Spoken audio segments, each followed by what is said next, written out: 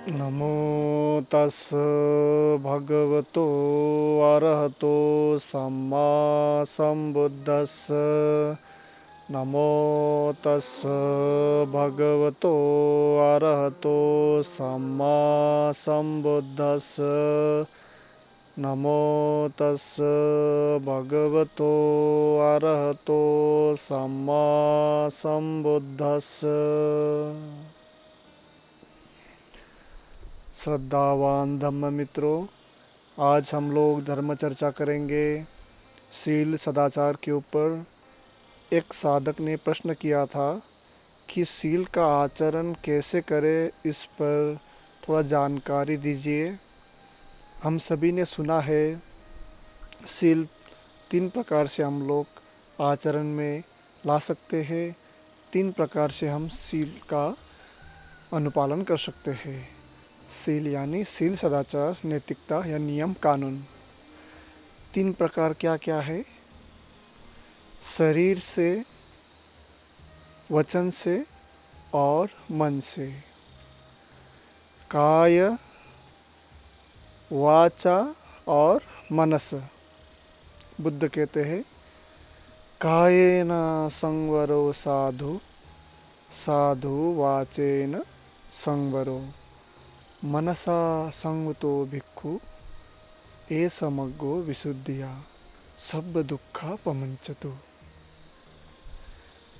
जो शरीर से शील सदाचार का पालन करता है, जो वचन से शील सदाचार का पालन करता है और जो मन से शील सदाचार का पालन करता है, वही भिक्षु कहलाता है। वही संसार के सारे दुख से मुक्त होते हैं, ऐसा कहते हैं। ये तीनों को अलग अलग तरीके से देखना इसलिए ज़रूरी है, नहीं तो हम लोग इसी में उलझ जाएंगे। हम लोग भरी सभाओं में जाते हैं, अनेक गलत कार्य ना करने का अधिष्ठान करते हैं, या पंचशील लेते या अष्टशील लेते हैं कि हम ये गलत कार्य नहीं करेंगे। लेकिन ये तो सिर्फ मुख से बोलते हैं, फिर व्यवहार में नहीं उतर पाते हैं। तो व्यवहार में उतारने के लिए ही हम लोग को इसे अलग अलग करके जानना चाहिए। तो सबसे पहले हम लोग जानते हैं शरीर से यानी काय से। शरीर से हम लोग क्या क्या पाप कर सकते हैं? किसी को मार के, किसी को टच करके, किसी को स्पर्श करके शरीर से हम लोग गलत कार्य कर सकते हैं। दुष्कर्म, व्यभिचार, काम वासना में संलग्न होकर के व्यभिचार कर सकते हैं। इसी में आपका आता है सभी इंद्रिय। आँख से देख करके, नाक से सूंघ करके, हाथों से स्पर्श करके, कानों से सुन करके और जीवा से किसी रस को चख करके, जो ये शरीर से टच करके हम लोग गलत कार्य कर सकते हैं। इसे कहते हैं इंद्रिय संवर। इंद्रिय के माध्यम से हम लोग इस प्रकार के गलत कार्य कर सकते हैं। तो किसी को मारने का आदत है आपको, अपने बच्चे पर ही या अपने भाई बहन पर ही या अपने स्टूडेंट पर ही आपको मारने का आदत है, तो एक बार आप हाथ उठाएंगे, अगले दिन देखिए फिर हाथ उठेगा। फिर ऐसा अभ्यास करते करते, ऐसा अभ्यास होते होते, करते नहीं हम लोग, अपने आप होता है। इसको मारते मारते मारते ये अपने आप किसी को पर भी उठ जाता है हाथ। दिन प्रतिदिन ऐसा अभ्यास कर रहे हैं तो हाथ ऑटोमेटिकली उड़ जाता है। तो ये शरीर से स्पर्श करके हम लोग पाप करते रहते हैं, पाप करते रहते हैं। बहुत सारे लोग काम वासना में संलग्न होते हैं, काम वासना में संलिप्त होते हैं, काम वासना को सही से सही समझ पाते हैं। फिर काम वासना में संलग्न होने के बाद फिर बार बार उसी को दोहराने का अभ्यास करता है। पूरा शरीर उसी की ओर जाने का कोशिश करता है, तो काम वासना के रोगी हो जाते हैं।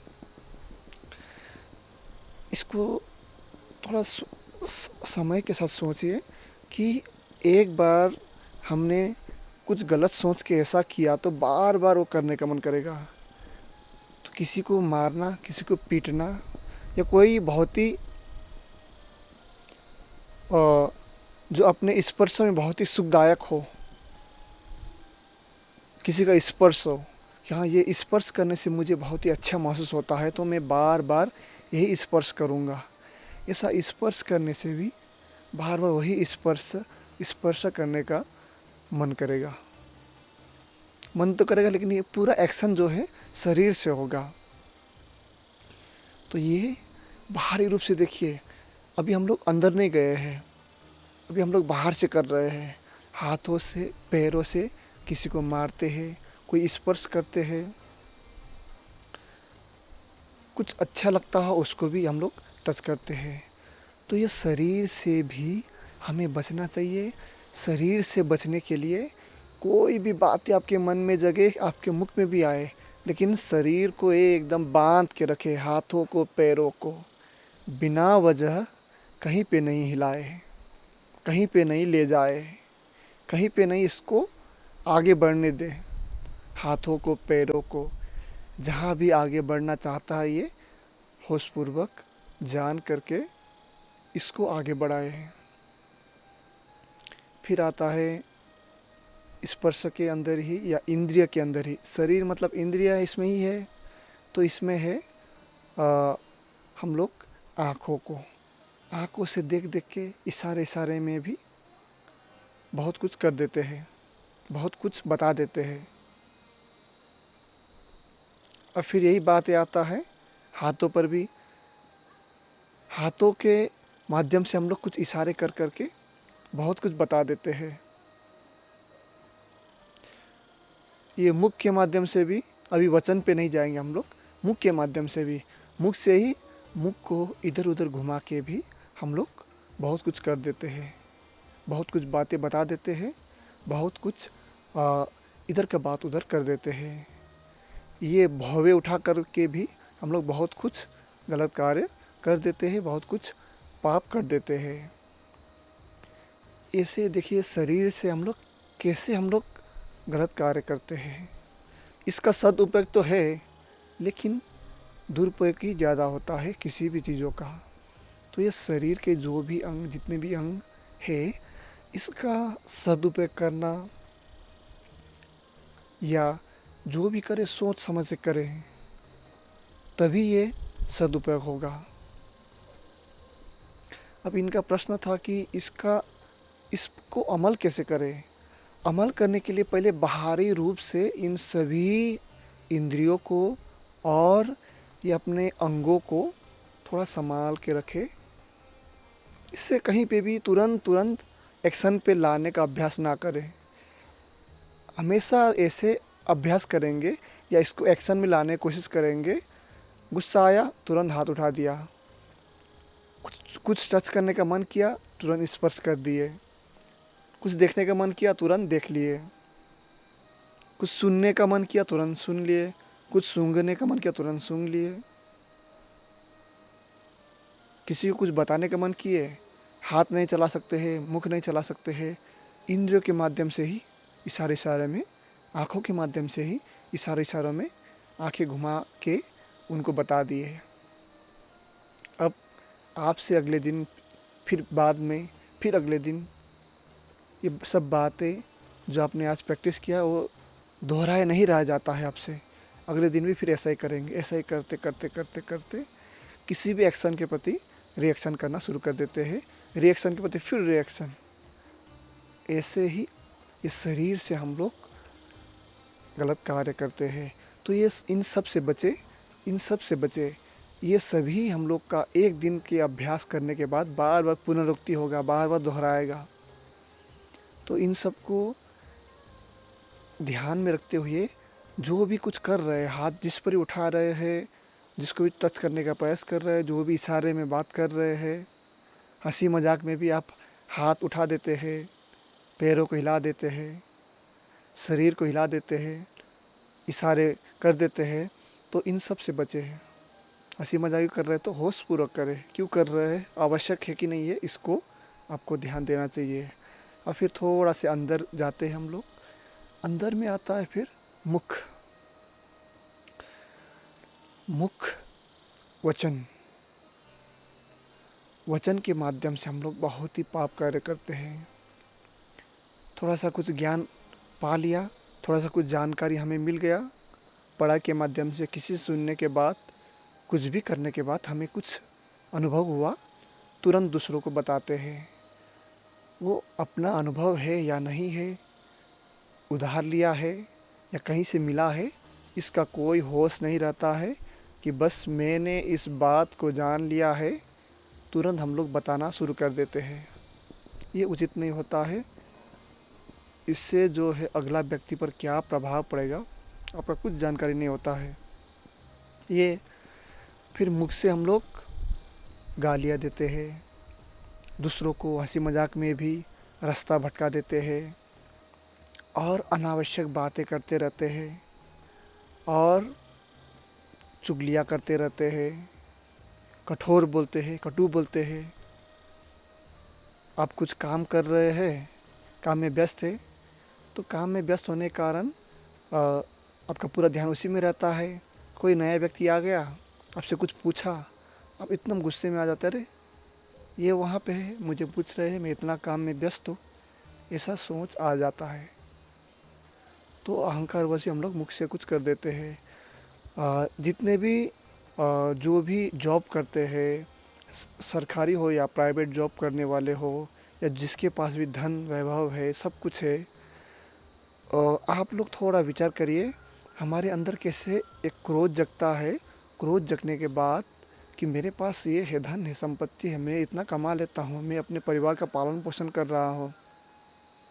या फिर छोड़िए, कुछ अध्यापक है जो ज्ञानी है, मैं इतना ज्ञानी हूँ, और कुछ ऐसे ही कारीगर हो या कुछ बहुत ही जानकार हो किसी भी विद्या का, आपके अंदर अगर ऐसा आ जाता है तो कि मैं इसका जानकार हूँ, मैं इसका जानकार हूँ, कोई नया व्यक्ति पूछने आता है तो कि आप कैसे उस पर पेश आते हैं कि मैं इसको जानता हूँ या कि मुझे तंग कर रहा है, इसको तो कुछ होश नहीं है, ये तो अकल ही नहीं है इसके पास, तो ऐसा ऐसा है बोल के डांट के, चिल्ला के, कठोरता से बोल करके भगा देते हैं। आप भी सोच लीजिए, कुछ पैसा कमा लेते तो हाँ आज मैंने पैसा कमा लिया, तो दूसरा व्यक्ति आता, अरे ये तो आवारा है, घूमता रहता है, कुछ कमाता नहीं है, मैं देखो इतना कमाता हूँ। ये हम लोग का स्वभाव ही है कि अपने आप में जो भी कुछ आता है तो वो अहंकार रूप धारण कर लेता है। चाहे कोई भी ज्ञान हो, कोई भी धन हो, कोई भी ध्यान साधना का अभ्यास के बाद अनुभव हो, सबसे ज़्यादा से ज़्यादा अहंकारी आता है, क्योंकि हम लोग इतने वर्षों से जो हमारे पास दिखाने के लिए है वो अहंकारी है। तो इससे बचे। अहंकार कब जगता है और आपके मुंह से निकलता है ये तो बेकार है बोल के, तो कठोर ना बोले, कटु ना बोले, प्रेम भाव से बात करे, फालतू के बैठ करके बकवास ना करे, अनेकों अनेकों घंटा बैठ करके ये नहीं करना है, वो नहीं करना है। जैसे बड़े बड़े संसदों में और जैसे बड़े बड़े सभाओं में बैठ करके चर्चा करते हैं अनावश्यक बातें, इस प्रकार की बातें ना करें और चुगलियाँ ना करें। अगर आपको सही से जीना है तो कम से कम बात करें, या अगला व्यक्ति देखे कि आपके बातों को समझता है, उनके मानसिकता सही है, वो आपकी बातों को समझता है और आप क्या कहना चाहते हो वो समझता है, तो उनसे बात करें, या जहाँ पे आवश्यक हो वहाँ बात करें। सबसे उचित है किसी से बात भी ना करें, सबसे उचित है, क्योंकि बोलने से बहुत एनर्जी नष्ट होता है। एनर्जी नष्ट होने के बाद उसको फिर से रीगेन करने के लिए, फिर जो एनर्जी ऊर्जा पाने के लिए बहुत समय लगता है। इसीलिए बातें ना करें, चुप रहे, शांत रहे। अभी मैं आपको उपदेश दे रहा हूँ, ये भी मुझे कम से कम करना चाहिए, लेकिन उपदेश देना भी आवश्यक है, तो ही उपदेश दिया जाता है। तो ऐसे मुझे तो ऐसे नहीं बोलना चाहिए, इतना लंबा नहीं बोलना चाहिए, थोड़ा सा बात बोल करके समाप्त कर देना चाहिए, क्योंकि इससे भी ऊर्जा नष्ट होता है। तो कम से कम बोले या तो बोले ही नहीं। अब हम लोग और अंदर जाते हैं, क्या कर रहे हैं और क्या बोल रहे हैं, इसका मुख्य केंद्र है हमारा मन। काय वाचा, इसके बाद आता है मनस। मनस यानी मन। मन भी एक इंद्रिय है, बुद्ध कहते हैं। तो मन में भी विचार जगता है। जैसे हमने गाथा पढ़ा धम्मपद का, मनोपुब्बंगमा धम्मा मनोसेट्ठा मनोमया। मन सभी धर्मों का प्रधान है, सभी प्रवृत्तियों का अगुआ है, सभी बातें मन से उत्पन्न होता है। तो ये सबसे मुख्य केंद्र है हमारे एक्शन का, शील सदाचार का मन।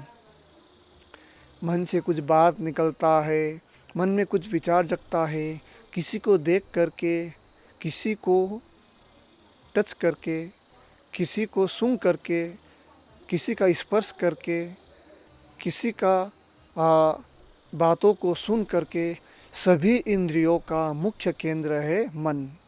तो ये सभी बातें मन से निकलता है। तो ये मन को शांत करने के लिए अनेक अनेक ध्यान विधियाँ बताया गया है। तो इसको भी आपको अभ्यास करना पड़ेगा। मन में कुछ विचार जगता है, हम लोग तुरंत उसको एक्शन में ले लेते हैं, और वो एक्शन मौखिक होता है या तो शारीरिक होता है, फिजिकल या मुख्य द्वारा, वर्बल के द्वारा। तो ये मन को शांत कैसे करें जिससे शील सदाचार को पालन करने में आसान हो, या शील सदाचार को कैसे समझे ताकि ये गहरी मन में उतरे और इसको अमल करने में आसान हो। चोरी नहीं करना है। चोरी क्यों नहीं करना है?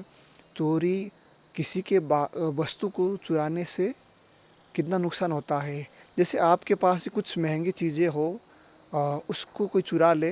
जैसे आपके पास मोबाइल फ़ोन है, कोई मोबाइल चुरा ले तो मोबाइल का महत्व कम है, लेकिन उसमें जो डाटा रहता है बहुत ही बेशकीमती रहता है, वो कहीं पे मिलता नहीं है। आपके जानकारी रहता है, आपके परिवार का, रिश्तेदार का, सबका कॉन्टैक्ट नंबर और भी बहुत सारे फ़ोटो और फाइल्स रहता है। तो इस बात को ध्यान में रखिए कि दूसरों का भी कोई भी वस्तु हो, ये तो मोबाइल की उदाहरण दिया है, दूसरा कोई भी वस्तु हो, किसी के साथ कोई ना कोई मेमोरीज या यादें जुड़ा रहता है, या उनके महत्व उस व्यक्ति को रहता है। अगर हम लोग चोरी करेंगे तो हम लोग बहुत बुरा फंसेंगे।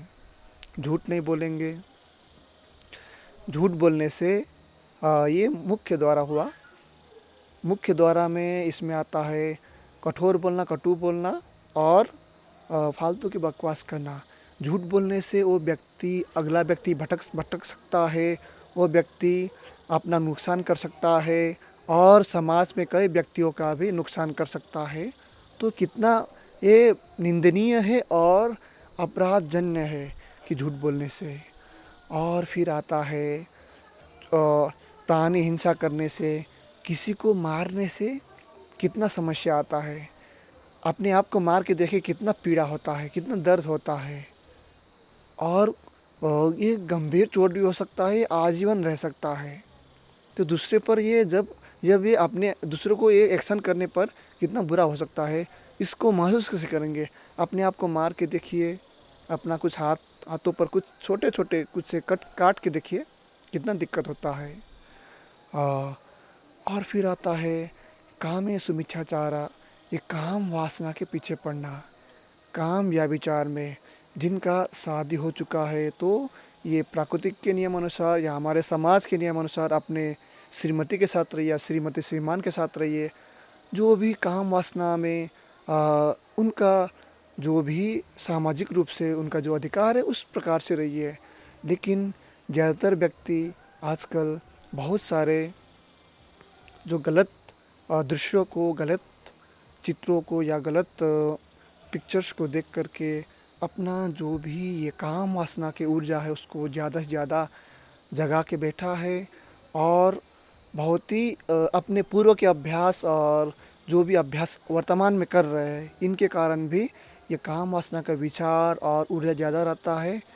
इसको भी थोड़ा सोचें कि हम लोग जिस समय ये काम वासना का ऊर्जा बहुत ही तेज रहता है तो हम लोग दुनिया भूल जाते हैं कि यही श्रेष्ठ है, यही सत्य है, इसको ही हमें करना है, इससे बहुत ही आनंद आता है, ऐसा सोच के बैठे रहते हैं। लेकिन ये भी उचित नहीं है। अगर ये आनंदित होता तो बड़े से बड़े व्यक्ति इस पर ही डूबे रहता। अपने परिवार के सदस्य का दूसरा काम क्यों करते, काम वासना में डूबे रहता। ये सिर्फ एक उम्र के साथ साथ या गलत आदत के साथ साथ या पूर्व के गलत अभ्यास के साथ साथ या गलत दृश्य देखने के साथ साथ या अपने ही अज्ञानता के कारण ये आता है। और जितने भी इसके आदी है, एडिक्टेड है, इन सब को मैं कहना चाहता हूँ कि आप सबका ये रोग कोई बहुत बड़ा रोग नहीं है। इससे छुटकारा आप अगर पाना चाहते हैं तो इसको पा सकते हैं। इसको देखिए ये कब जगता है, फिर धीरे धीरे कैसे ख़त्म होता है, इसको देखिए जाने, ये भी धीरे धीरे शांत हो जाएगा।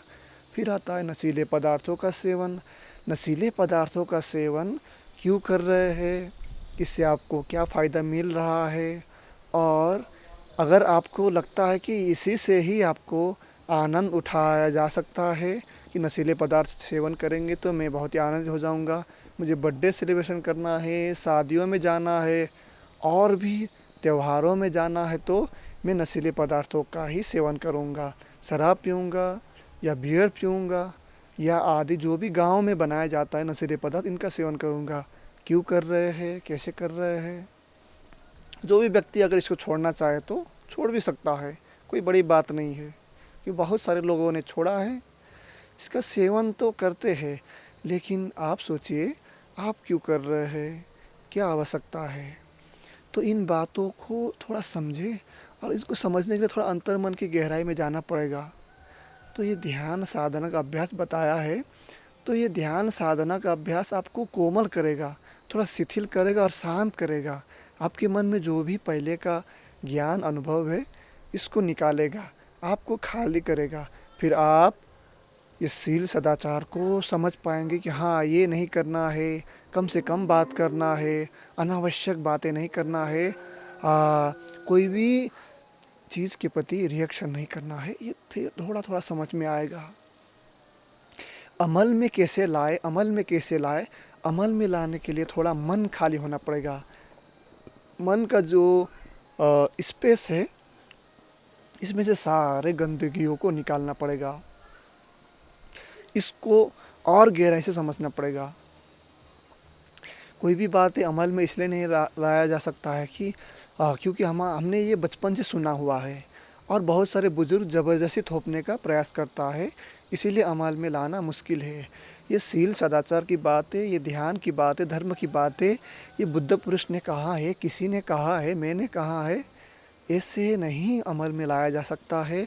जब तक आप चाहते हैं कि ये क्यों करे और ये क्यों ना करे, ऐसे सोचे नहीं, आपके मन से जब तक ये बात नहीं निकलेगा, आपके मन से जब तक ये बात नहीं निकलेगी मैं इसका अनुपालन करूँगा, क्योंकि ये करने से सबका हित नहीं होता है, अहित ही होता है, ऐसा सोचेंगे। ऐसा जब आपके अंदर में चेतना जगेगा, अपने आप जगता है चेतना, ये कोई जगाने नहीं आएगा, कहीं बाहर शक्ति या कुछ आएगा नहीं, अपने आप चेतना जगता है कि हाँ मैं इसको आज से अनुपालन करूँगा, तो ये आप अनुपालन कर पाएंगे। तो ये सभी बातें मन में आता ही जाता है। तो ध्यान साधना में बार बार कहा जाता है कि आपके मन में जो भी विचार आता है जाता है, इन सब के प्रति सजग रहिए, सतर्क रहिए। इसको देखिए कैसे एक विचार जगता है और विचार जगने के बाद फिर ख़त्म होता है। जैसे सतिपट्ठान साधना में कायानुपස්සना, वेदनानुपස්සना, चित्तानुपස්සना, धम्मानुपස්සना, काय शरीर को देखना, वेदना संवेदनाओं को देखना, चित्त को देखना, और धर्म चित्त में आने वाले सभी बातों को देखना, इसको सिखाया जा सकता है, इसको सिखाया जाता है। इसको समझे थोड़ा सा, ये धीरे धीरे धीरे धीरे इसको समझते आप इसके जानकार हो जाएंगे। एक दिन में नहीं होगा अनुपालन। बहुत सारे लोगों को लगता है कि मैंने इस जगह से, इस स्थान से शील सदाचार को अपनाया है, वहाँ से लिया है, तो मैं इसका अनुपालन कर पाऊँगा, लेकिन ऐसा नहीं होता है।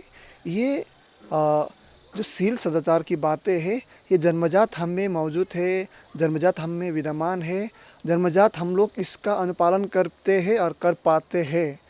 लेकिन इसमें दिक्कत ये आ जाता है कि हम इतने किताबों को पढ़ लेते हैं, इतने विद्वानों को सुन लेते हैं, इतना ज्ञान अर्जन कर लेते हैं, ये सभी अर्जन होने के बाद हमारा अहंकार इसके ऊपर चढ़ जाता है, इसको ढक लेता है पूरी तरह से। हमारा वास्तविक स्वभाव है सबके प्रति दया, करुणा, प्रेम, मैत्री है।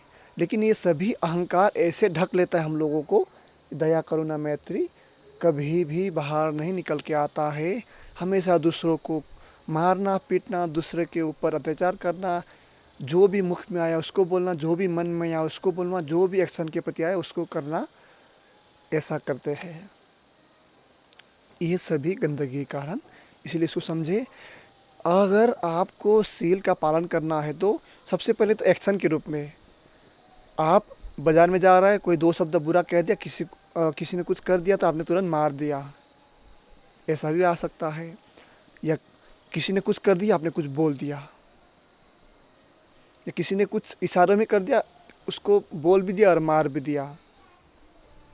या किसी ने कुछ कह दिया, मन ही मन इतना क्रोध जगाया, बहुत ही हट्टा कट्टा था तो कुछ नहीं कर पाए, फिर उसी तरह से मन में क्रोध जगाते हुए अपने घर पे आ गए। आप पहले से निर्णय कर लीजिए, मैं बाज़ार जा रहा हूँ, अच्छे लोगों से ही मेरा मुलाकात होगा, बुरे लोगों से भी मुलाकात होगा। या जो भी शील सदाचार की पालन करता है तो उनका मुलाकात ज़्यादातर बुरे लोगों से ही होता है, क्योंकि हमारे अहंकार हम लोगों को दबा देता है कि मैं तो शील सदाचार का पालन करने वाला व्यक्ति हूँ, तो मुझे तो अच्छे लोगों को ही या अच्छे लोगों से ही मुलाकात करना है, या अच्छे लोगों से ही मेरा मुलाकात होगा, ऐसा सोच के हम लोग जाते हैं। तो ये नहीं है, शील सदाचार का पालन करे तो और ज़्यादा बुरे लोगों से मुलाकात होगा, क्योंकि आपका जो परीक्षा प्रकृति लेता है। आपके जो स्वभाव को देख करके लोग आपकी ओर आता है। कि आपने देखा होगा, कोई सुंदर फूल हो या फलदार वृक्ष हो, सुंदर फूल हो तो लोग उसको टच करते हैं, छूते हैं। भद्दा फूल हो तो उसको कौन टच करेगा, और फलदार वृक्ष झुका रहता है तो लोग फल को तोड़ते हैं, पत्थर मारते, डंडे मारते हैं, पत्तियों को नोचते हैं, फलों को नोच के ले जाते हैं। तो शील सदाचार का पालन करने के बाद आपका परीक्षा बढ़ जाएगा। जिसके भी चेतना में धर्म जगा कि हाँ, मुझे आज से शील सदाचार का पालन करना है, ध्यान साधना का अभ्यास करना है, और जो भी नियम कानून उसको अपने जीवन में उतारना है, उस दिन से आपका परीक्षा शुरू हो जाता है। उस दिन से आप फंसे। अगर हिम्मत है, अगर आप में साहस है, तो ही धर्म का पालन करे, शील सदाचार का पालन करे। ये इसीलिए कह रहा हूँ कि धर्म परीक्षा लेगा, शील परीक्षा लेगा, प्रकृति परीक्षा लेगा, क्योंकि ये प्रकृति का बना बनाया नियम है। जो व्यक्ति सीधा है, जो व्यक्ति देने के लिए तैयार रहता है, उस पर हमेशा बुरा व्यवहार या बुरा प्रहारी होता है। नदी देखिए, स्वच्छ नदी बहा रहा है, उसमें गाय जाता है, अपने गलत गंदे मुंह लगा के पानी पी लेते हैं। हम लोग जाते उसमें नहाते हैं, अपनी गंदगियों को वहीं पे छोड़ के आ जाते हैं। जैसे सुंदर फूल को नोच लिया, फलदार वृक्ष को भी तोड़ दिया, उसके डाल को तोड़ दिया, पत्ती नोच दिए। तो ये प्रकृति का नियम ही है। अच्छे अच्छे सुंदर हिमालय है, वहाँ पे जाता है तो उसको देख करके लोग जाते हैं, फिर वहाँ पे गंदगी करके आ जाता है। समुद्र है, समुद्र बहुत सुंदर होता है, वहाँ पे जाके तैरते हैं, वहाँ पे गंदगी छोड़ के आते हैं। हरे भरे घने जंगल, बहुत ही सुंदर जंगल, वहाँ पे भी जाके हम लोग गंदगी करके आते हैं। बढ़िया सुंदर सा सजा धजा के पार्क बनाया हो, जहाँ पे नेचर हो, प्रकृति हो। नेचर प्रकृति हमें बुलाता है कि आओ मेरे पास, आके यहाँ पे रहो, थोड़ा समय व्यतीत करो। मैं हरा भरा हूँ, मैं शांत हूँ, मैं सुंदर हूँ, मेरे पास आओ, ऐसे पुकारता है। हम लोग जाते हैं वहाँ पे, क्या करते हैं? गंदगी करते हैं। हम लोग बैठते हैं, घासों को पैरों से कुचलते हैं, दबाते हैं, फूलों को तोड़ देते हैं।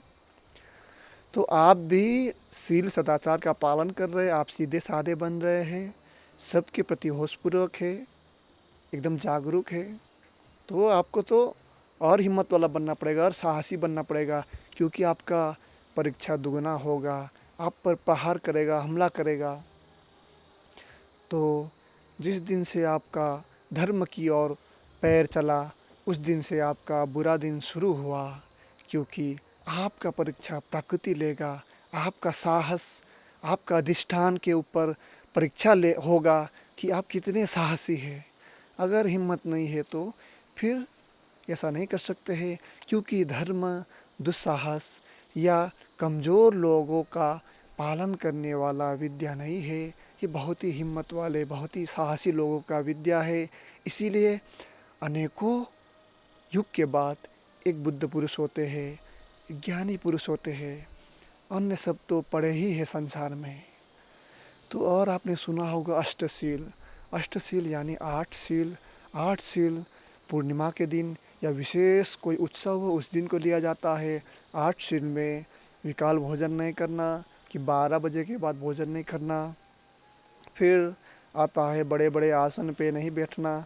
फिर आता है मालाओं को धारण नहीं करना। सुंदर लेपन की जो भी वस्तु है इसका अपने ये पूरे चेहरे में, शरीर में इसका लेप नहीं करना, सुगंधि का लेपन नहीं करना, मालाओं को धारण नहीं करना, इस प्रकार की बातें आता है। ये सभी क्यों नहीं करना है?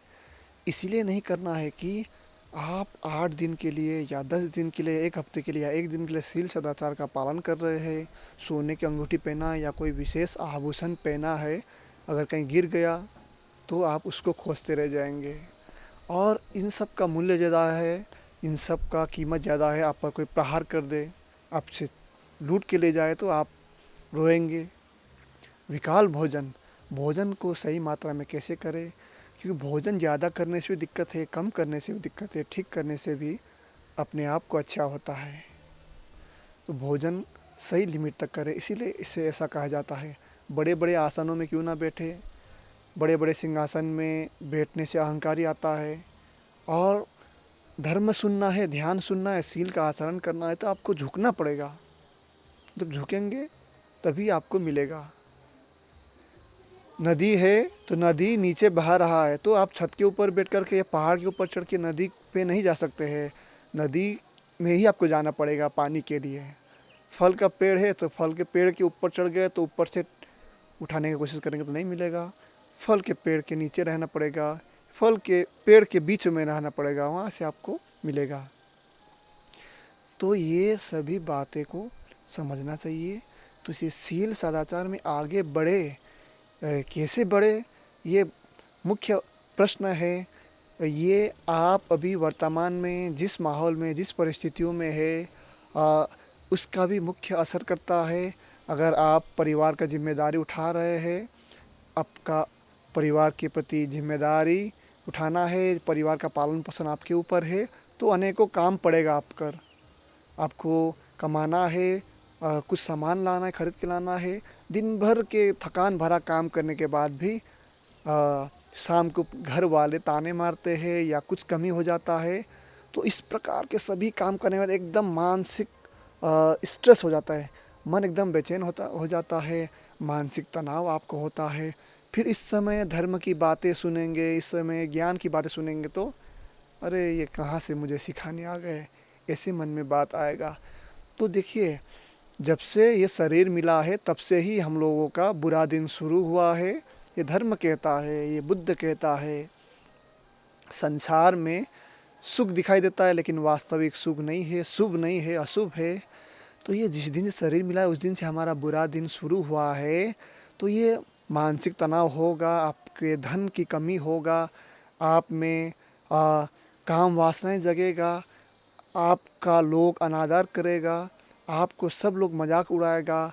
लेकिन आपको हिम्मत वाला एक डट के रहना पड़ेगा कि ये सभी लोग आके मुझे परेशान कर सकता है, लेकिन मुझे धर्म के प्रति निष्ठा है, ये शील सदाचार का पालन करके रहूँगा।